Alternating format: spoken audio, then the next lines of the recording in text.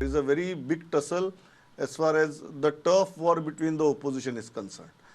At this point of time, how are you looking at it? कौन है opposition? आप मुझे बताइए, गोवा में ऑपोजिशन कौन है?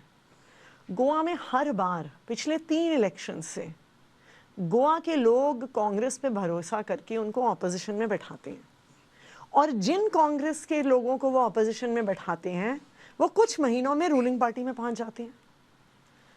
2022 में जब इलेक्शन का रिजल्ट आया, जिस दिन इलेक्शन का रिजल्ट आया, कांग्रेस के 11 विधायक थे, 11 MLAs they had. आम आदमी party had 2 MLAs. Today Congress has 3 MLAs, आम आदमी party still has 2 MLAs. So as far as the Congress is concerned, वो किसी भी स्टेट में ऑपोजिशन का काम करते नहीं है। Congress is the senior alliance partner. Congress is the only party in the India alliance इसका देश भर में प्रेजेंस है।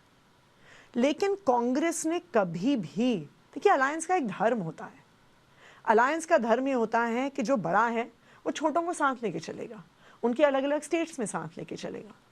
लेकिन कांग्रेस ने कभी भी एक सीनियर अलायंस पार्टनर होने का धर्म नहीं निभाया। Are you a part of India Alliance or are you not a part of India We are Alliance? not a part of India Alliance. You're very clear about We are very clear about that.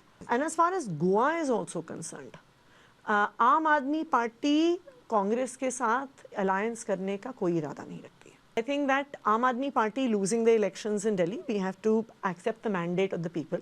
कि दिल्ली के लोगों को लगा कि ये जो double engine की सरकार है, अगर डबल इंजन की सरकार आएगी तो हो सकता है काम ज़्यादा हो।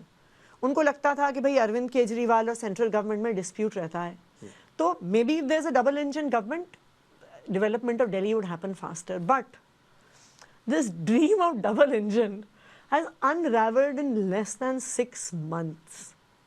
6 महीने के अंदर अंदर दिल्ली के लोग परेशान हो गए हैं बीजेपी के गवर्नमेंट से। it. On that backdrop, genuinely, how many seats are you even attempting to contest in 2027? Or that is a work in progress right now?